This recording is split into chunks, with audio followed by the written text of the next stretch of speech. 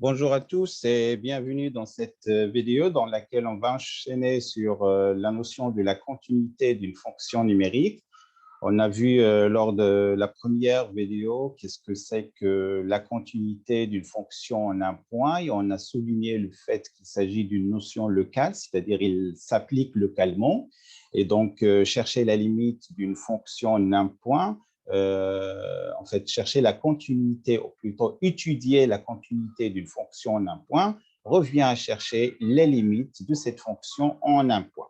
Et donc, une fonction est dite continue en un point x0 si les limites quand x tend vers x0 de f de x égale à l'image, c'est-à-dire f de x0. Vous avez déjà vu qu'est-ce que c'est que la recherche d'une limite d'une fonction et donc il pourrait bien se poser l'éventuel cas qui correspond à la limite à gauche et à la limite à droite et ceci influence directement la notion de la continuité. Par conséquent, on pourrait parler de la continuité à droite en un point et la continuité à gauche en un point, et bien évidemment, une fonction est continue en un point A si la limite à droite égale à la limite à gauche égale à f de A.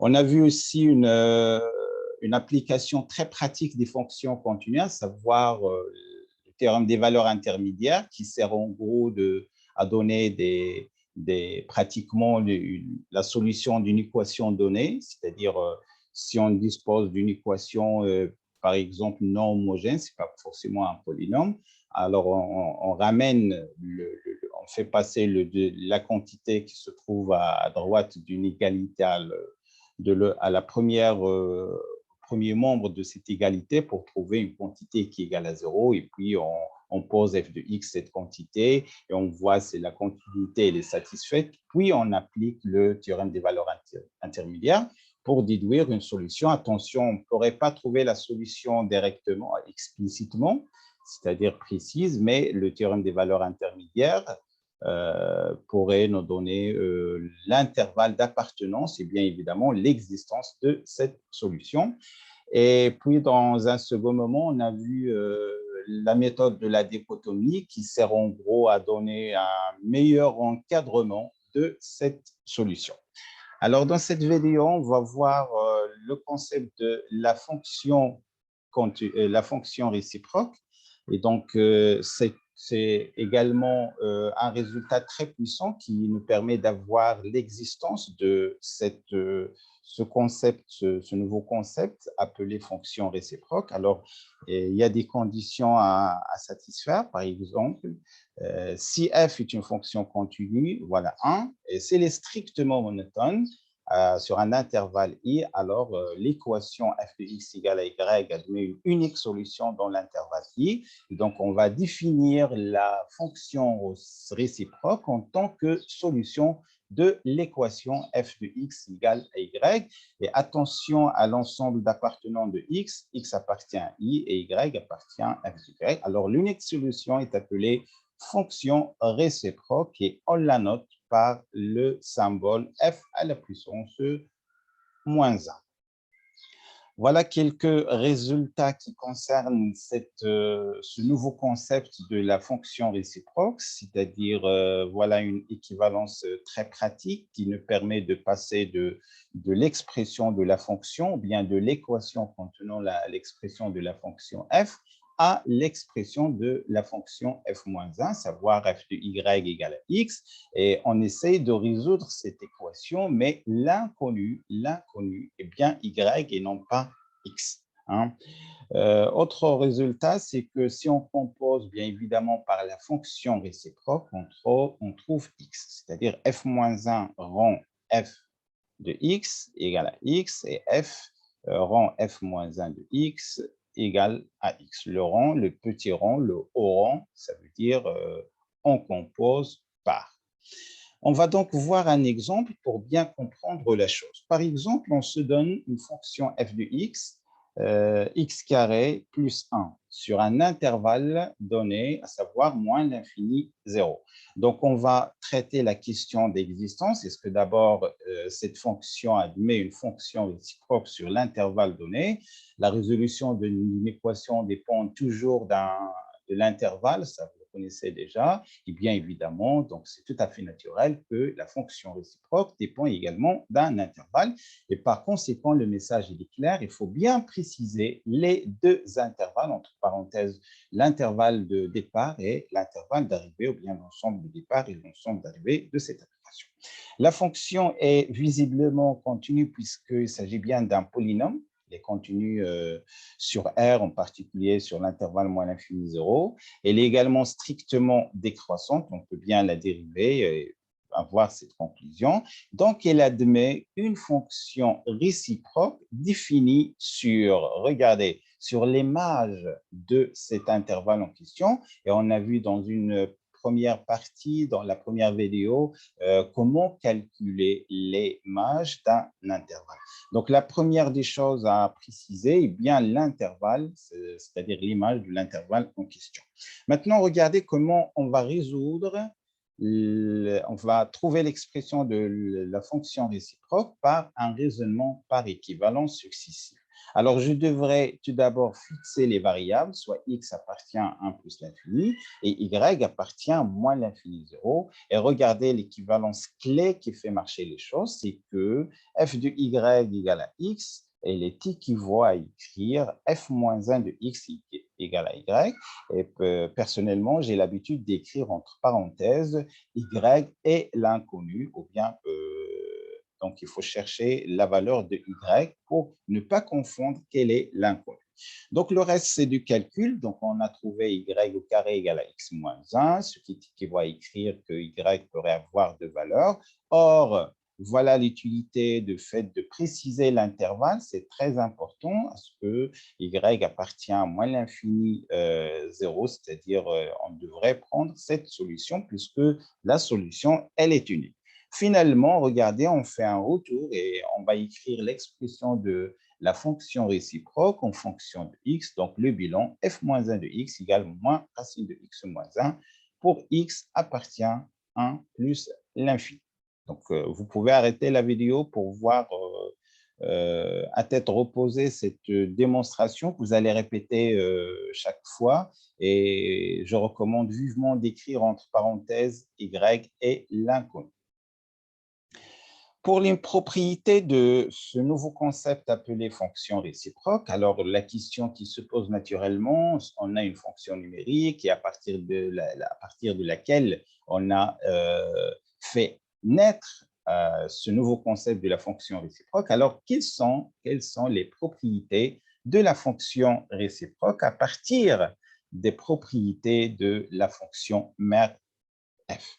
Alors, si f est bien évidemment continu strictement, donc on a vu qu'il admet une fonction réciproque, alors cette fonction réciproque, elle est continue de même que f, et elle a en plus le même sens de variation que la fonction f, et ça, c'est important. En ce qui concerne l'approche, bien l'approche graphique, regardez que f-1 est là, elle est symétrique par rapport à la première bissectrice, on appelle première bissectrice, la droite d'équation y égale à x, regardez, il y a une symétrie du graphique des deux fonctions. On va passer à une application très pratique et c'est là que vous allez avoir ces exercices également dans les différents types d'évaluation. Donc, on va prendre l'exemple de la fonction x à la puissance n. Et x à la puissance n, c'est une fonction continue, c'est un polynôme. Et elle est strictement croissante sur l'intervalle 0 plus l'infini et donc admet une fonction réciproque. Alors, on va noter cette fonction réciproque par, regardez, c'est la racine énième. Hein, le nombre, cette expression, il appelée la racine d'ordre n ou bien la racine énième. Il va prendre ce symbole et vous pouvez faire par analogie, par exemple, si on prend x carré, on sait que sa fonction réciproque est bien racine carrée de x, sauf on n'écrit pas le 2, mais pour un certain n donné, on écrit le symbole radical affecté d'un n et on l'appelle racine énième. Donc, voilà, pour x à la puissance n, on pourrait bien parler de sa fonction réciproque appelée fonction racine énième. Et donc, l'équivalence, elle est tout à fait normale. Donc, l'équation y à la puissance n égale à x, pour y égale la racine énième de x. Vous pouvez toujours penser par analogie à x carré égale à y, donc y égale à racine de x, sauf que, attention, on aura deux solutions. Ici, les x, y sont strictement positifs et on travaille avec des quantités qui sont positives. Je ne dirais pas strictement, mais au moins positives. Alors, la fonction réciproque, notée racine énième de x, elle est bien évidemment, d'après les propriétés, elle est continue, strictement croissante, et sa limite, c'est la même limite que f. Et sa courbe représentative, vous regardez, elle est symétrique par rapport à la première bissectrice. Quelques résultats très importants et très pratiques d'ailleurs dans les calculs. Alors, pour l'identité, la racine énième de x égale la racine énième de y, ceci équivaut à écrire x égale à y. Si on a une relation, une comparaison strictement, on garde le même sens. Et voilà ces deux. Attention ici, n'oubliez pas qu'on travaille avec x, y sont positifs. Hein, et donc, on pourrait bien faire entrer le n à l'intérieur du symbole radical. Et donc, c'est en quelque sorte, c'est la composition de f rang f-1. On a dit que c'est x. Et f-1 rang f de x, c'est également x. Et donc, ceci va nous donner la racine énième de x à la puissance n, c'est x. Et la racine énième x, le tout à la puissance n, c'est également x. Maintenant, on va passer à quelques situations pour comprendre le mode calculatoire en utilisant cette fonction réciproque qui est appelée la racine énième. Par exemple, c'est la question était de résoudre l'équation x à la puissance 3 égale à 2. Donc, logiquement, on cherche le x, donc on devrait composer par la fonction réciproque de x à la puissance 3, c'est-à-dire la racine énième d'ordre 3, pour faire disparaître cette puissance. Alors, tout d'abord, l'ensemble de définitions, c'est x est une solution, c'est x, elle est positive parce que, regardez, la puissance étant impaire, donc on ne pourrait pas vraiment avoir un nombre qui est négatif. Et donc, x à la puissance 3 égale à 2. Regardez, on va composer par la fonction réciproque, c'est-à-dire la racine d'ordre 3, hein, et d'une part, ça va nous donner un x, et d'autre part, la racine de l'ordre 3 de 2 va rester quand même.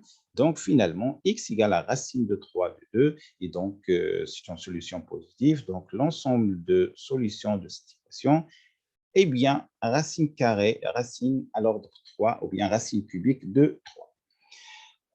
Un autre exemple, x à la puissance 7 égale à moins 3. Regardez que on a une puissance qui est impaire et le nombre est négatif, donc la solution devrait être, alors notre x elle est négative. C'est important de pointer ceci. Hein.